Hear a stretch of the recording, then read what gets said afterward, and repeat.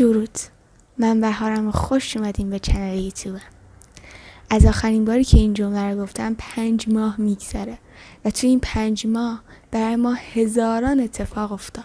دیماه، جنگ، قطعی اینترنت، کشته شدن هموطنامون. اما با تمام اینها ما زنده ایم و محکومیم به زندگی کردن.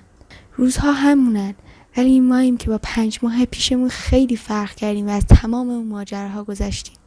تو این مدت با وجود سختی‌های زیادی که تحمل می‌کردم و فشار روانی همه این موضوعات، سعی کردم که کتاب خوندن رو ول نکنم و توی سوپر اپلیکیشن بله و بخوان فعالیت می‌کردم که احتمالاً فعالیتمو تو بخوان ادامه بدم و توی بله هم محتوایی که تو تلگرام میذارم رو بذارم، چون من شاید دوباره نتاقت بشه.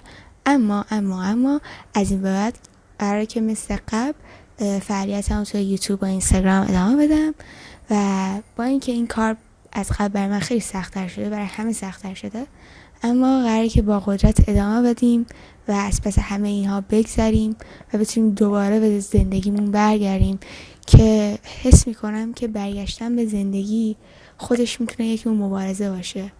اینکه قوی تر از قبل وایسیم کنار هم و کتاب بخونیم، فیلم ببینیم، هر کار دیگه که میکردیم رو مثل سابق انجام بدیم، با وجود اینکه غمای زیادی تو دلمونه و ماجراهای زیادی گذروندیم که واقعا هر انسان عادی دیگه هم باشه بهتر از ما قرار نیست واکنششون بده و کلا ما ایرانی‌ها خیلی پوست گرفتیم. ولی این یه رو مبارزه است، اینکه کتاب بخونیم، دنبال آگاهی باشیم و سعی کنیم به کارهای قبلیمون برگردیم.